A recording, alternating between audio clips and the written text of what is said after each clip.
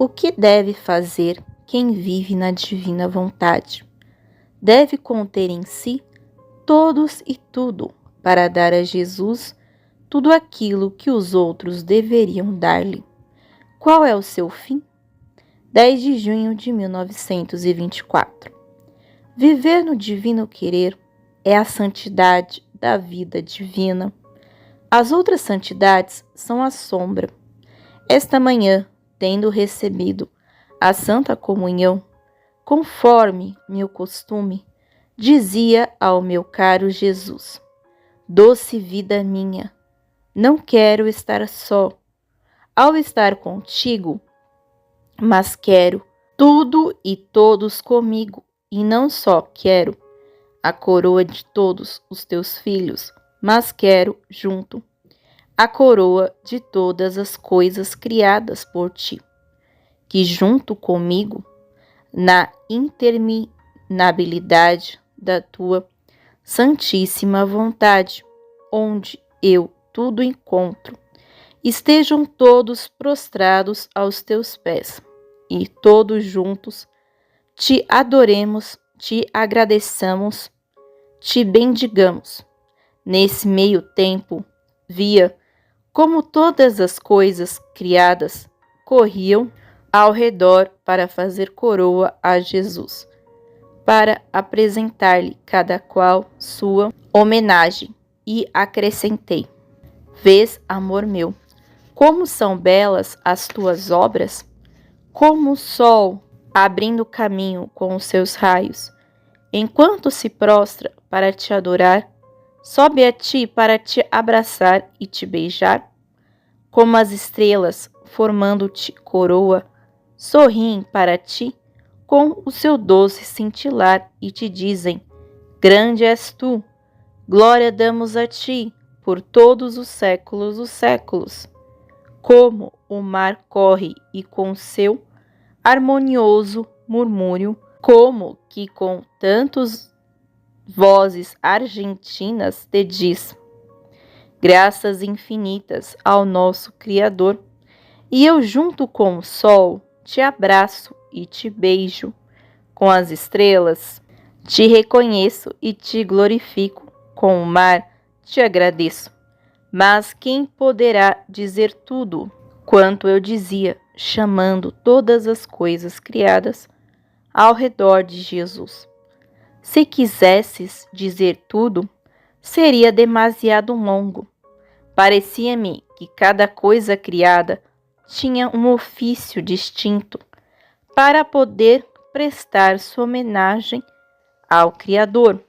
Ora, enquanto fazia isso, pensava comigo que estava perdendo tempo e que esse não era o agradecimento a ser feito a Jesus após a comunhão. E disse-lhe isto, e ele, todo bondade, disse-me: filha minha, a minha vontade contém tudo, e aquele que vive nela, nada deve escapar de tudo o que me pertence. Ao contrário, basta que lhe escape uma só coisa, para se dizer que não me dá toda a honra e glória que a minha vontade contém. Portanto, não se pode dizer que sua vida seja completa nela, nem me dá a retribuição de tudo quanto o meu querer lhe deu, porque tudo dei àquele que vive na minha vontade, e vou até ele como em triunfo sobre as asas das minhas obras, para dar-lhe a correspondência do meu amor, e ele deve vir pela mesma via que a minha, para dar-me a nova retribuição do seu. Não te seria deleitável se tivesses feito tantas obras belas e variadas, e uma pessoa, por ti amada, para agradar-te, as colocasse ao teu redor, e mostrando-as uma à outra, te dissesse: vê, estas são obras tuas. Quão bela é esta? Quão artística aquela outra? E nesta terceira, quanta maestria! E na quarta, quanta variedade de cores! Que encanto naquela outra! Que alegria não sentirias? Que glória para ti! Assim é para mim. Muito mais, porque quem vive na minha vontade, devendo centralizar tudo em si, deve ser como o palpitar de toda a criação. Porque, palpitando todas as coisas nela, em virtude do meu querer, deve formar um só palpitar, para restituir-me, nesse palpitar, as palpitações de todos e de tudo, e reconduzir-me à glória e o amor de todas as coisas, aquelas que de mim saíram. Eu devo encontrar todos na alma, na qual reina a minha vontade, a fim de que ela, contendo tudo, possa dar-me tudo aquilo que os outros deveriam dar-me. Filha minha, viver no meu querer é a coisa bem diversa das outras santidades, e por isso, até agora, não se encontrou o modo nem os verdadeiros ensinamentos do viver nele. Pode-se dizer que as outras santidades são as sombras da minha vida divina. Esta é a fonte da vida divina. Por isso, se atenta nos exercícios do viver no meu querer, para que de ti possa sair o modo verdadeiro e os ensinamentos exatos e preciosos, para que quem queira viver nele possa encontrar não a sombra, mas a verdadeira santidade da vida divina. Ademais, estando sobre a terra a minha humanidade, na minha divina vontade, não houve obra, pensamento, palavra, etc., que não estivesse encerrada em mim para cobrir toda a operação das criaturas. Pode-se dizer que eu tinha um pensamento para cada pensamento, uma palavra para cada palavra, e assim de todo o resto, para glorificar completamente o meu Pai e para dar à luz a vida, os bens, os remédios às criaturas. Ora, na minha vontade tudo existe, e quem deve viver nela deve encerrar todas as criaturas, para ir repassando todos os meus atos, e por neles outra bela nuance divina, tomada do meu querer, para dar-me a correspondência daquilo que eu fiz.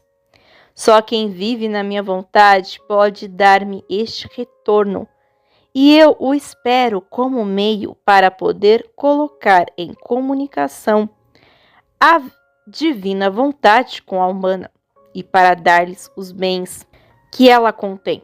Quero como intermediária a criatura, que fazendo a mesma via que fez a minha humanidade, na minha vontade, abra a porta do reino da minha vontade, fechada pela vontade humana. Por isso, grande é a tua missão, e é preciso sacrifício e grande atenção.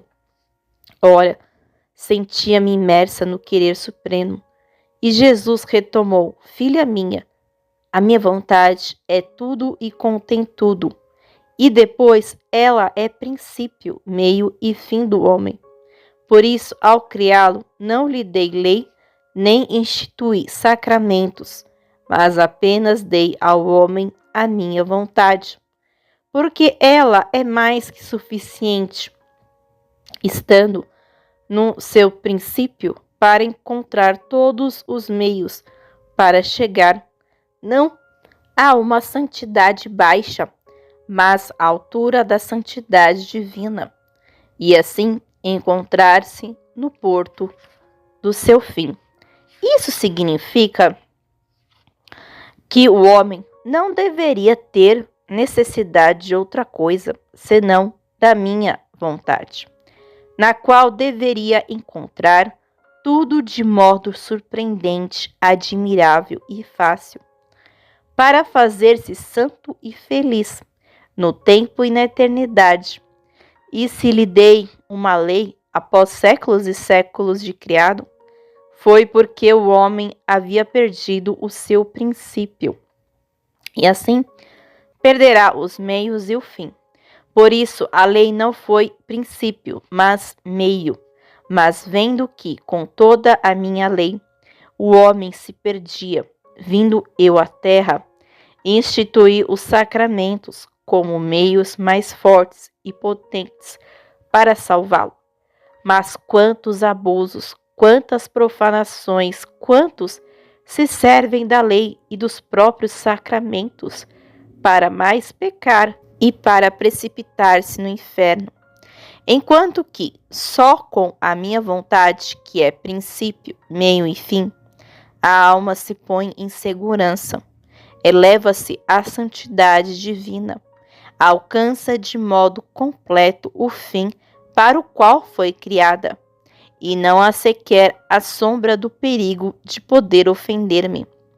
Assim, a via mais segura é unicamente a minha vontade, e os próprios sacramentos, se não forem recebidos em ordem com a minha vontade, podem servir como meios de condenação e de ruína. Por isso, tanto inculco a minha vontade, porque, estando a alma em seu princípio, os meios lhe serão propícios e ela receberá os frutos que neles se contém. Ao contrário, sem ela, os próprios sacramentos podem ser-lhe veneno que conduza à morte eterna. Nesses escritos que são de Jesus, tudo é claro e ordenado, e nada deve ser alterado. Os atos na divina vontade tornam-se divinos. Cada um encerra tudo e o próprio Jesus. 14 de junho de 1924.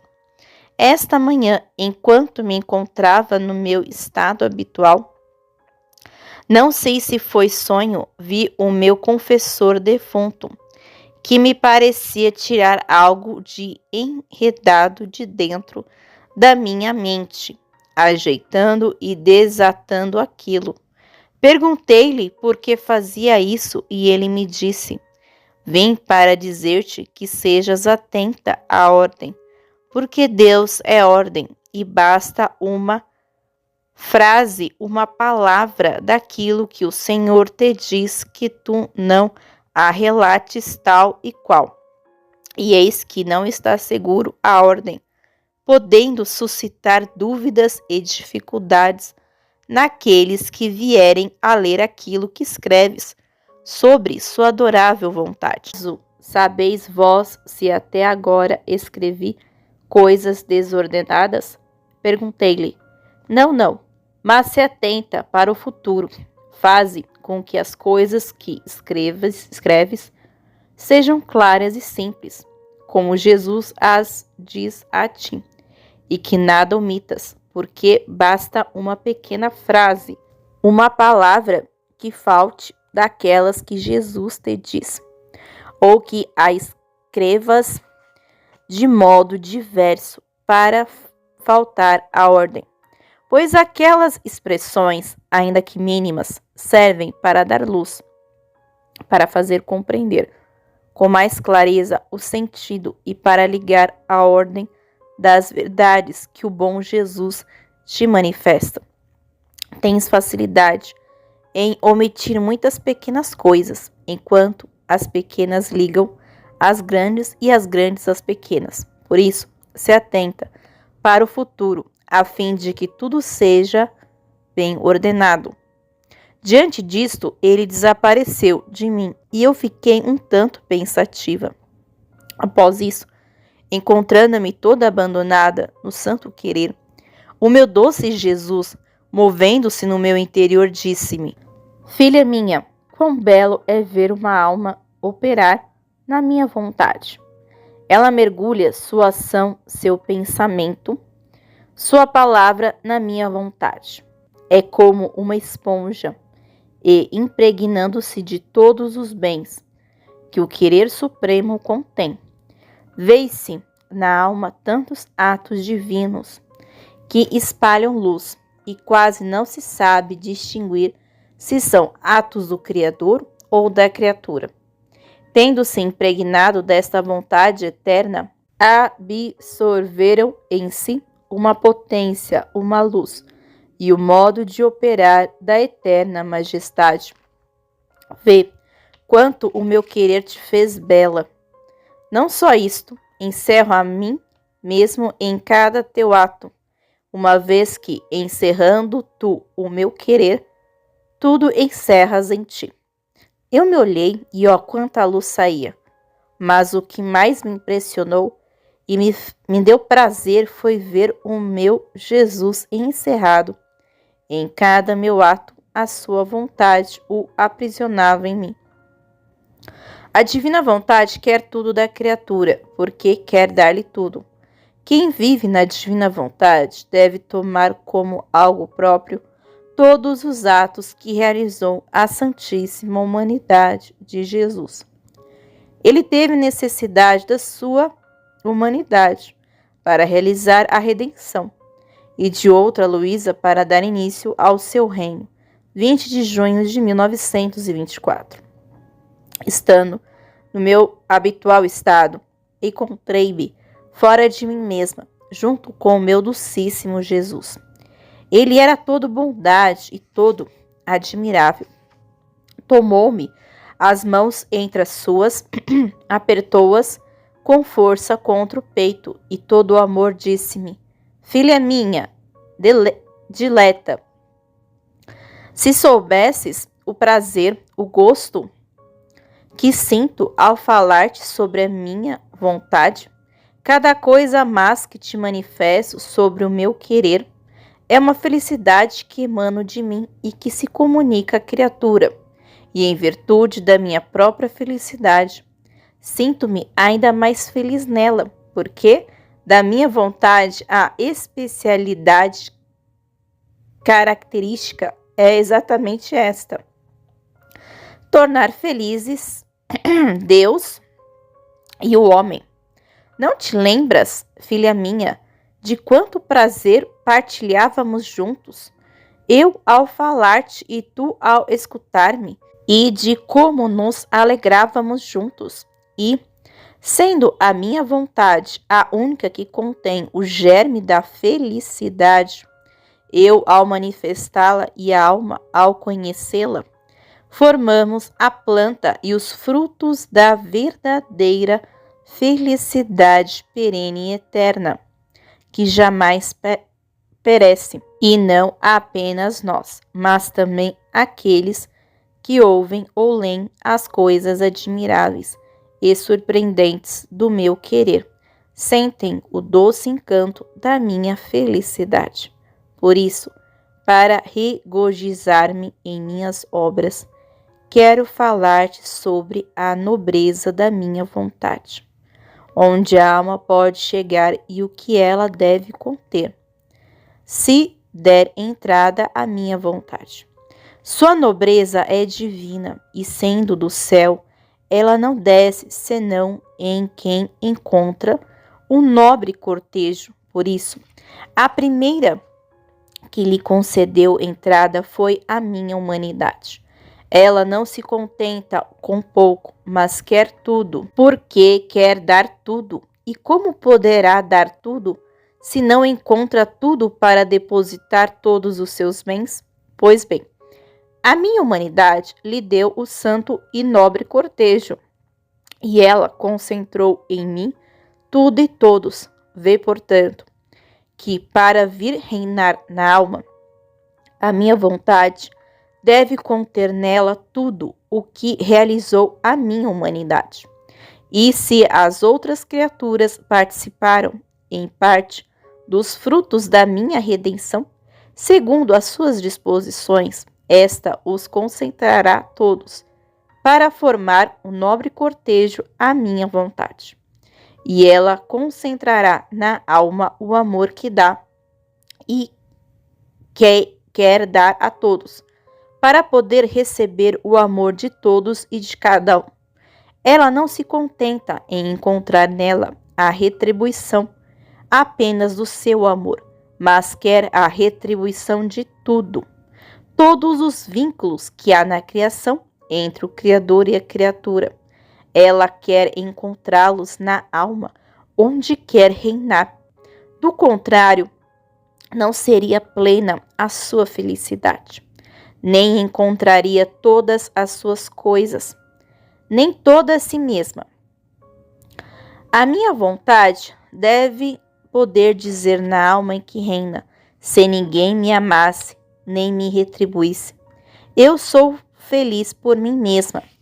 Ninguém pode entristecer a minha felicidade, justo, porque nela encontro tudo, recebo tudo e posso dar tudo. Repetiria a frase que há nas três pessoas divinas: somos intangíveis, por quantas ofensas as criaturas nos possam fazer. Ninguém pode tocar-nos, nem sequer obscurecer minimamente a nossa eterna e imutável felicidade. Só pode tocar-nos e entrar para fazer uma só coisa conosco quem possui a minha vontade, porque, sendo feliz com a nossa própria felicidade, somos glorificados pela felicidade da criatura. E então a caridade alcançará a completa perfeição na criatura, quando a minha vontade reinar completamente nas criaturas, porque então cada um se encontrará em virtude dela em cada criatura, amado, defendido, sustentado, como o ama, defende e sustenta o seu Deus. Um se encontrará fundido no outro, como em sua própria vida. Então todas as virtudes alcançarão a completa perfeição, porque não se alimentarão da vida humana, mas da vida divina. Por isso, de duas humanidades tenho necessidade, da minha para formar a redenção e de uma outra para formar o fiat voluntas tua. Dico-te in cielo et in terra, uma tão necessária quanto a outra, porque na primeira eu devia vir redimir o homem, na segunda devia vir restituí-lo ao fim único para o qual foi criado, e abrir a corrente das graças entre a vontade humana e a divina, para fazê-la reinar como no céu, assim também na terra. E como a minha humanidade, para redimir o homem, fez reinar a minha vontade como no céu, assim também na terra. Assim vou buscando uma outra humanidade, que fazendo-a reinar como no céu, assim também na terra, me faça cumprir todos os desígnios da minha criação. Por isso, se atenta em fazer reinar em ti só a minha vontade, e eu te amarei com o mesmo amor com que amei a minha santíssima humanidade. Oração de Jesus na sua flagelação. Doar-se a Deus é perder todos os direitos para adquirir o direito da divina vontade. 1º de julho de 1924. Sentia-me muito oprimida pela privação do meu adorável Jesus. Oh, como me sangra o coração e me sinto submetida a padecer mortes contínuas. Sentia que já não podia mais sem ele e que mais duro não podia ser o meu martírio. E enquanto procurava seguir o meu Jesus nos diversos mistérios da sua paixão, passei a acompanhá-lo no mistério da sua dolorosa flagelação. Nesse momento, ele se moveu no meu interior, enchendo-me toda com a sua adorável pessoa. Eu, ao vê-lo, queria dizer-lhe o meu doloroso estado. E Jesus, impondo-me silêncio, disse-me: Filha minha, rezemos juntos. Há certos tempos tristes em que a minha justiça, não podendo conter-se pelos males das criaturas, quer alagar a terra com novos flagelos. Por isso, é necessária a oração na minha vontade, que, estendendo-se sobre todos, se põe em defesa das criaturas e, com sua potência, impede que a minha justiça se aproxime da criatura para golpeá-la. Como era belo e comovedor ouvir Jesus rezar, e como eu o acompanhava no doloroso mistério da flagelação. Ele se fazia ver todo a escorrer sangue, e eu o ouvia dizer: Pai meu, ofereço-te este meu sangue. Ó, faze com que ele cubra todas as inteligências das criaturas e torne vãos todos os seus maus pensamentos. Atenue o fogo das suas paixões e faça ressurgir inteligências santas. Que este sangue cubra os seus olhos e faça véu à sua vista, para que nelas não entre o gosto dos prazeres maus e não se enlameiem com o lodo da terra. Este meu sangue cubra e encha suas bocas, e torne mortos os seus lábios às blasfêmias, às imprecações, a todas as suas palavras más. Pai meu, que este meu sangue cubra suas mãos e infunda nelas o terror de tantas ações nefandas. Que este sangue circule na nossa vontade eterna, para cobrir a todos, para defendê-los e para ser arma defensora em favor das criaturas diante dos direitos da nossa justiça. Mas quem poderia dizer o modo como Jesus rezava e tudo o que dizia? Depois ele fez silêncio e eu sentia dentro de mim que Jesus tomava em suas mãos a minha pobre e pequena alma. Apertava, retocava, olhava, e eu lhe disse: meu amor, que fazes? Há algo em mim que te desagrada? E ele: estou operando e alargando a tua alma na minha vontade.